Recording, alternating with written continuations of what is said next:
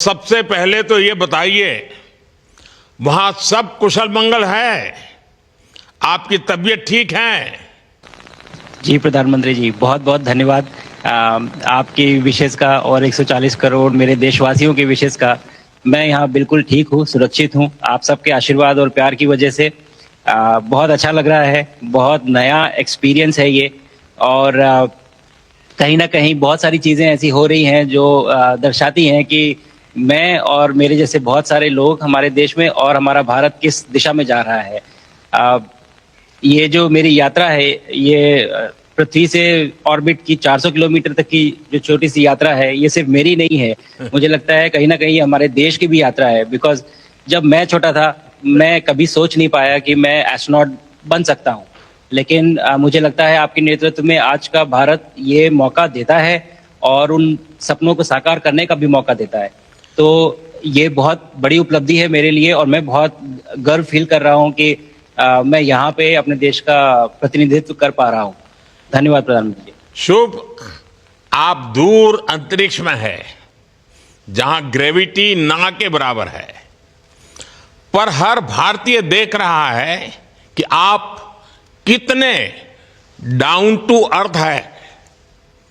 आप जो गाजर का हलवा ले गए हैं, क्या उससे अपने साथियों को खिलाया?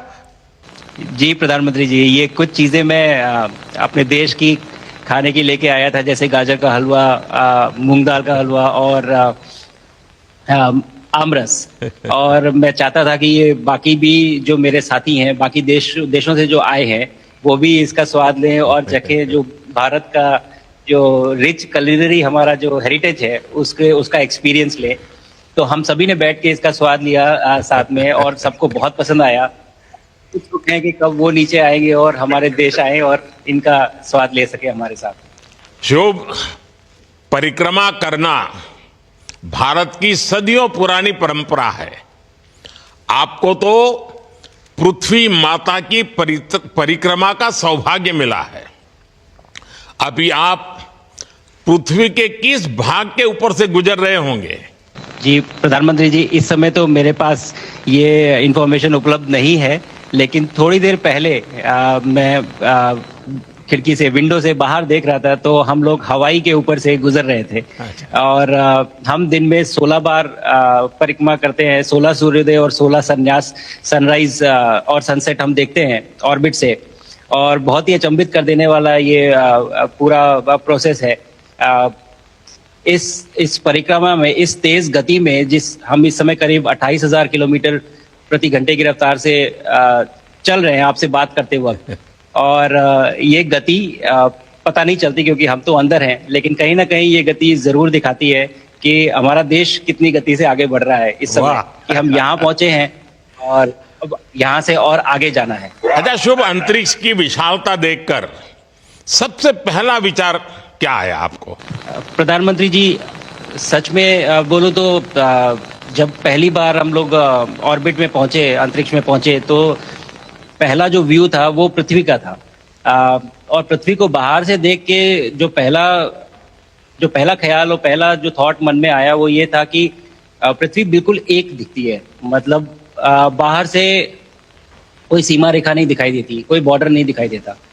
और दूसरी चीज जो बहुत नोटिसेबल थी, जब पहली बार भारत को देखा, तो हम मैप पे पढ़ते हैं भारत को, हम देखते हैं बाकी देशों का आकार कितना बड़ा है, हमारा आकार कैसा है, वो मैप पे देखते हैं। लेकिन वो सही नहीं होता, क्योंकि वो हम 3D ऑब्जेक्ट को 2D यानी पेपर पे हम उतारते हैं।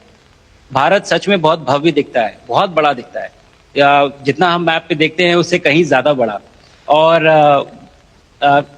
जो वननेस की फीलिंग है, पृथ्वी की वननेस की फीलिंग है, जो हमारा भी मोटो है कि अनेकता में एकता, वो बिल्कुल उसका महत्व ऐसा समझ में आता है बाहर से देखने में कि लगता है कि कोई बॉर्डर एग्जिस्ट ही नहीं करता, कोई राज्य नहीं एग्जिस्ट करता, कंट्रीज नहीं एग्जिस्ट करती। फाइनली हम सब ह्यूमैनिटी का पार्ट है और अर्थ हमारा एक घर है और हम सब के सब उसके सिटीजन्स हैं।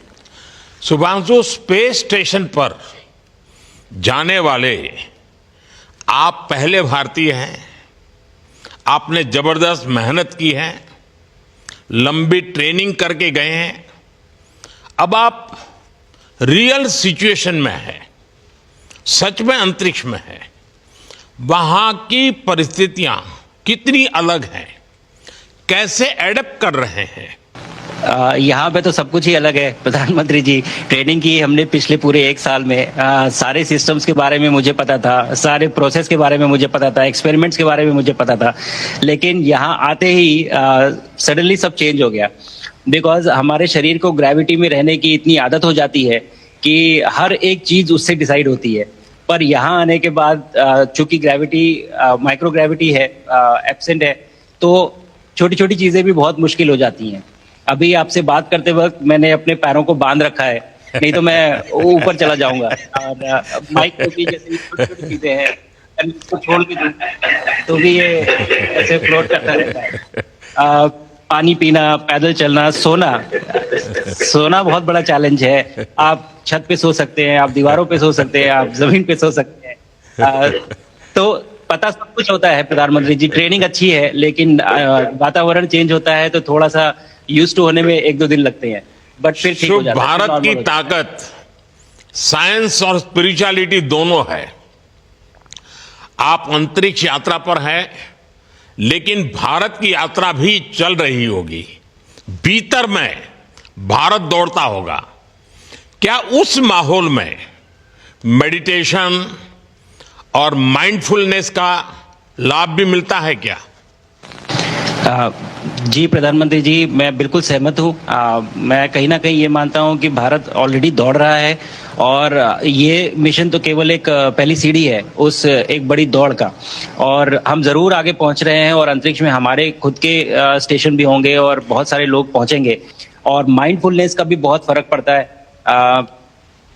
बहुत सारी सिचुएशंस ऐसी होती हैं नॉर्मल ट्रेनिंग के दौरान भी या फिर लॉन्च के दौरान भी, जो बहुत स्ट्रेसफुल होती हैं, और माइंडफुलनेस से आप अपने आप को उन सिचुएशंस में शांत रख पाते हैं, और अपने आप को काम रखते हैं, अपने आप को शांत रखते हैं, तो आप अच्छे डिसीजन ले पाते हैं। कहते हैं कि दौड़ते हुए भोजन कोई भी नहीं कर सकता, तो जितना आप शांत रहेंगे उतना ही अच्छे से आप डिसीजन ले पाएंगे। तो आई थिंक माइंडफुलनेस का बहुत इंपॉर्टेंट रोल होता है इन चीज़ों में।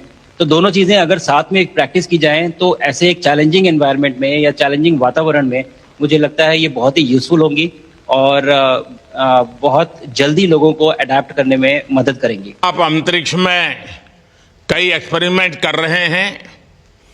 क्या कोई ऐसा एक्सपेरिमेंट है जो आने वाले समय में एग्रीकल्चर या हेल्थ सेक्टर को फायदा पहुंचाएगा? जी प्रधानमंत्री जी, मैं बहुत गर्व से कह सकता हूं कि पहली बार भारतीय वैज्ञानिकों ने 7 यूनिक एक्सपेरिमेंट्स डिज़ाइन किए, जो कि मैं अपने साथ स्टेशन पे लेके आया हूं। और पहला एक्सपेरिमेंट जो मैं करने वाला हूं, जो कि आज ही के दिन में शेड्यूल्ड है, वो है स्टेम सेल्स के ऊपर। अंतरिक्ष में आने से क्या होता है कि ग्रेविटी चूंकि एब्सेंट होती है तो लोड खत्म हो जाता है, तो मसल लॉस होता है।